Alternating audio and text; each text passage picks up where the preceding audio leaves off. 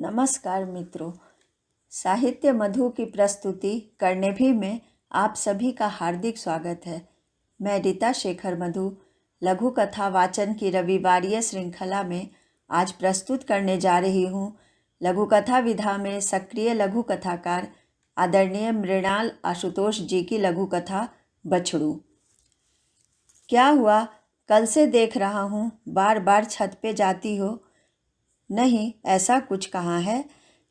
कोई हमसे ज़्यादा स्मार्ट आदमी आ गया है क्या उधर? बिना सोचे समझे उल जलूल मत बोला करो, नहीं तो अच्छा नहीं होगा, कह देती हूँ। अरे हम तो मजाक कर रहे थे, रानी साहिबा तो बुरा मान गई। क्या हुआ बताओ ना। नहीं छोड़ो, जाने दो, तुम नहीं समझोगे। अच्छा, ऐसी कौन सी चीज़ है जो तुम समझती हो और हम नहीं समझ सकते? बात मत बढ़ाओ, कुछ देर के लिए हमको अकेला छोड़ दो। अब तुमको मेरी सौगंध है, बताना ही पड़ेगा। तुमने सौगंध क्यों दे दिया? बताओ ना, मेरा जी घबरा रहा है अब। गणेशिया ने अपना बछड़ू बेच दिया। लो, इसमें परेशान होने की क्या बात है? बछड़ू को कब तक पाले बेचारा, बैल बनाकर रखना तो था नहीं। नहीं दिखाना तुम्हें, गाय का दर्द नहीं दिखाना। जब से बछड़ू खुट्टा पर से गया है, गाय 2 मिनट के लिए भी नहीं बैठी है। उसकी आंखों में देखोगे तो हिम्मत जवाब दे देगी। वह तो होता ही है, क्या किया जा सकता है। अपने सौरभ को भी जर्मनी गए हुए 5 साल हो गए। शादी से पहले हर दिन फ़ोन करता था। शादी के बाद हफ्ता महीना होते होते आज 6 महीना हो गया उसका फ़ोन आए हुए। उसका इस बात से क्या मतलब है? हमने भी तो 20 लाख और एक गाड़ी में अपने बछड़ू को। कथा यहीं पर समाप्त होती है। लेखक मृणाल आशुतोष जी की यह लघु कथा सिर्फ संवादों पर आधारित है। कथा में 2 पात्रों के रूप में पति पत्नी का संवाद है जो अधेड़ावस्था में है।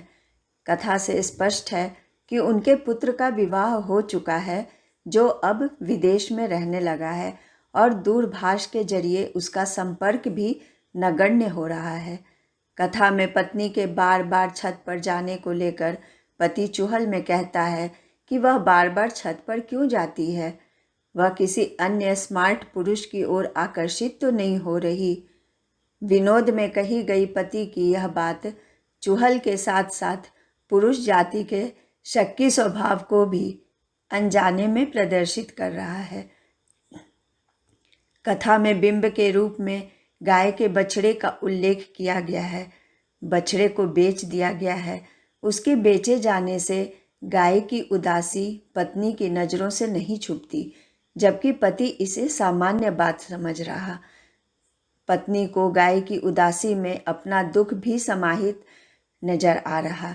यहाँ दहेज प्रथा का दूसरा पहलू उजागर हो रहा है।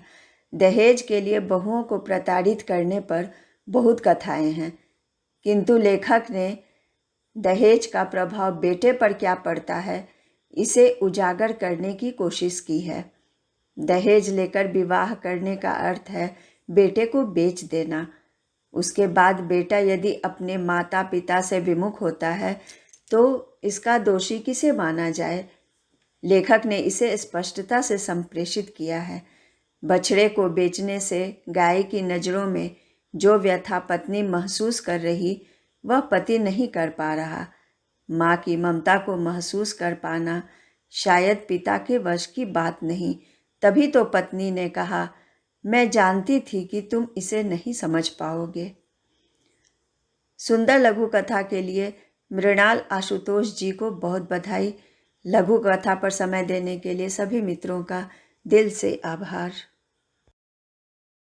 मित्रों, यदि आपको यह चैनल पसंद आए तो लाइक और सब्सक्राइब अवश्य करें और दोस्तों को भी शेयर करना न भूलें। धन्यवाद।